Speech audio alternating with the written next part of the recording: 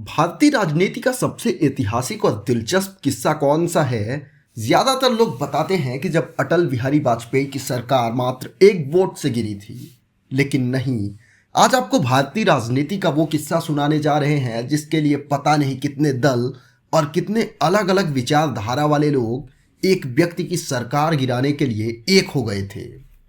हम बात कर रहे हैं 11 अप्रैल 1997 की, जब एच.डी. देवगौड़ा की सरकार गिराई थी। इस सरकार गिराने का पूरा चक्रव्यूह कैसे रचा और किस बंदे ने सरकार गिराई, इसके बारे में सुनेंगे तो आपके सभी राजनीतिक अनुमान धरे के धरे रह जाएंगे और रिजल्ट ऐसा आएगा जैसे किसी क्राइम थ्रिलर वेब सीरीज में लास्ट में पता चलता है कि कातिल तो वो निकला जिसकी कोई उम्मीद ही नहीं थी। कल रात तक जो देश का पीएम था उसके खिलाफ ये सब कैसे हुआ, आइए जान लेते हैं। 1996 में चुनाव के परिणाम आने के बाद जब किसी पार्टी को बहुमत नहीं मिला, तब परंपरा के अनुसार सबसे बड़ी पार्टी को सबसे पहले सरकार बनाने का मौका दिया।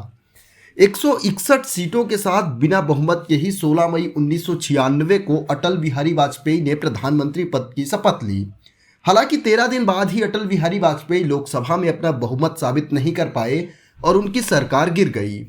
अब दूसरा मौका कांग्रेस पार्टी को मिलने वाला था जिसके पास 141 लोकसभा सीटें थीं, लेकिन कांग्रेस पार्टी ने इस बार सरकार बनाने का दावा पेश नहीं किया। इसके बाद तीसरी सबसे बड़ी पार्टी जनता दल, जिसके पास 46 लोकसभा सीटें थीं, उसे सरकार बनाने का मौका दिया गया।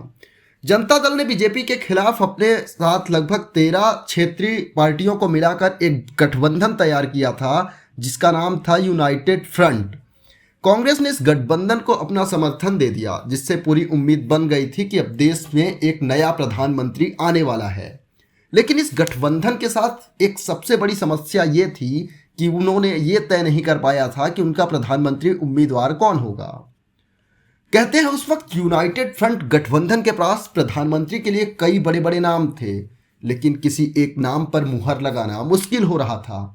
पहले मांग उठी कि वीपी सिंह को प्रधानमंत्री बनाया जाए, लेकिन ऐसा नहीं हो पाया। उसके बाद प्रधानमंत्री पद के लिए चंद्रबाबू नायडू, जी.के. मूपनार, ज्योति बसु जैसे बड़े बड़े नेताओं के नाम आगे किए गए, लेकिन एक एक करके सभी नामों को रिजेक्ट कर दिया गया।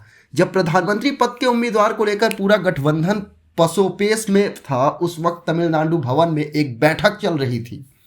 कहा जाता है कि इस बैठक में किसी ने एच.डी. देवगौड़ा का नाम आगे बढ़ाने की पेशकश की, जिसके बाद इस नाम पर धीरे धीरे सबकी मुहर लगने लगी। हालांकि देवगौड़ा के विरोध में केवल एक ही नाम था और वो था रामकृष्ण हेगड़े का, जो कभी देवगौड़ा के साथी हुआ करते थे। लेकिन कर्नाटक की राजनीति में जब देवगौड़ा मुख्यमंत्री बने तो उनके और हेगड़े के बीच राजनीतिक अदावत तेज हो गई और वही अदावत देवगौड़ा के प्रधानमंत्री बनने के रास्ते का रोड़ा थी। हालांकि उत्तर प्रदेश के नेता मुलायम सिंह यादव और बिहार के नेता लालू प्रसाद यादव जैसे नेताओं का साथ देवगौड़ा को मिला। ऊपर से वामपंथी दल और चंद्रबाबू नायडू जैसे नेताओं को भी इस नाम से कोई परहेज नहीं था, जिसके बाद कांग्रेस ने भी देवगौड़ा के नाम पर अपना समर्थन दे दिया और इस तरह से 1 जून 1996 को एच.डी. देवगौड़ा देश के 11वें प्रधानमंत्री बन गए। बिहार के नेता लालू प्रसाद यादव हमेशा से ही देश की राजनीति में अपना एक अलग स्थान रखते हैं। 1996 में जब देवगौड़ा देश के प्रधानमंत्री बने, तब लोगों के बीच यही चर्चा थी कि इस असंभव काम को संभव कैसे बनाया जाए, कैसे केवल 46 लोकसभा सीटों वाली जनता पार्टी को सरकार में लाया गया और एच.डी. देवगौड़ा को प्रधानमंत्री बनाया गया। इन सब सवालों के जवाब थे लालू प्रसाद यादव के पास, जो उस वक्त जनता दल के अध्यक्ष और बिहार के मुख्यमंत्री हुआ करते थे। देवगौड़ा के प्रधानमंत्री बनते ही लालू ने खुद को किंग मेकर कहना शुरू कर दिया। कहा जाता है कि अंदर ही अंदर लालू यादव की भी इच्छा थी कि वे देश के प्रधानमंत्री बने, लेकिन लालू प्रसाद यादव के लिए ये रास्ता आसान नहीं था। इसलिए उन्होंने फैसला कर लिया कि अगर किंग नहीं बन सकते तो किंग मेकर बन जाए। लालू यादव ने इस बात का जिक्र अपनी जीवनी Gopalganj to Raisina my political journey में इसका जिक्र किया है। यहाँ लालू यादव लिखते हैं कि जनता दल के राष्ट्रीय अध्यक्ष के रूप में उस वक्त मैं किंग मेकर की भूमिका में हुआ करता था। मैंने प्रधानमंत्री पद के लिए कर्नाटक के मुख्यमंत्री एच.डी. देवगौड़ा का नाम लोगों के सामने प्रस्तावित किया था। प्रधानमंत्री बनने के बाद देवगौड़ा फॉर्म में आए और पहले से चल रही कांग्रेस के खिलाफ वे फोर्स जांच और लालू यादव के खिलाफ चारा घोटाले जैसी भ्रष्टाचार की जांचों को कंटिन्यू रखा। बस यही ईमानदारी देवगौड़ा को भारी पड़ने वाली थी। देवगौड़ा ने पीएम रहते क्या क्या करना है इस बात की सूची बना ही रहे थे कि पर्दे के पीछे से कोई और ही खेल शुरू हो गया। जब लालू के खिलाफ चारा घोटाले की जांच चल रही थी तो लालू पीएम देवगौड़ा से मात्र 5 मिनट मिलने का वक्त मांगने के लिए कई दिनों तक इंतजार करते रहे, लेकिन उन्हें निराश होना पड़ा।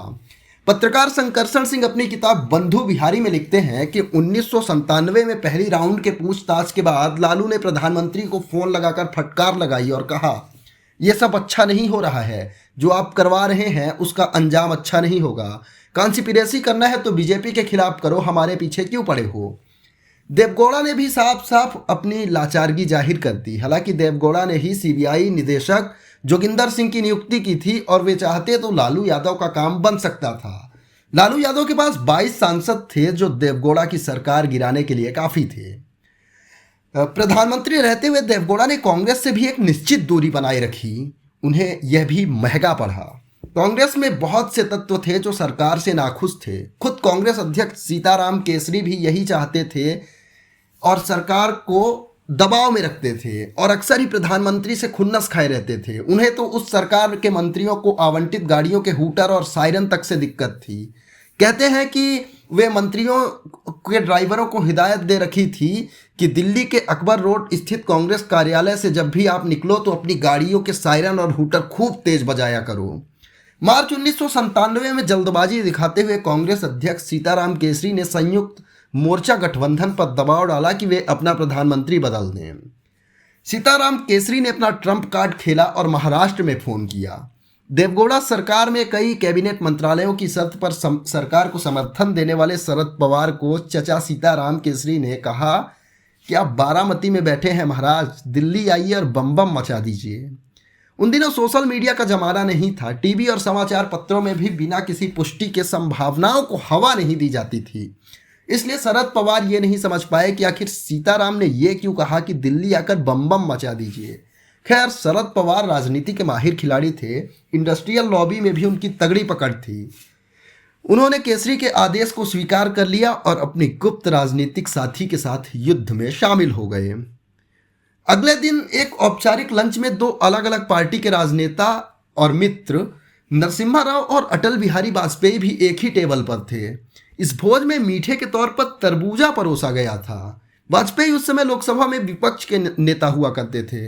उन्होंने तरबूजा को खट्टा बताते हुए आश्चर्य व्यक्त किया कि सीजन न होने के बावजूद भी इस दावत में तरबूज क्यों परोसा गया।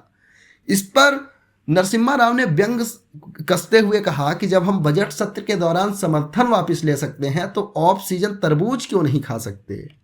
लोकसभा में अविश्वास प्रस्ताव पर तत्कालीन समता पार्टी के नेता नीतीश कुमार ने भी कांग्रेस पर संसदीय संपत्ति में घालमेल का आरोप लगा दिया।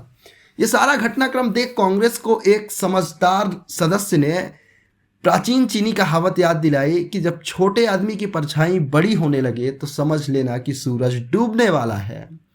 11 अप्रैल 1997 को अविश्वास प्रस्ताव पर चल रही इस बहस में पी चिदम्बरम ने कहा कि राजनीति में कोई पूर्ण विराम नहीं होता, इसमें सिर्फ कॉमा और सेमी कोलन की श्रृंखला ही होती है।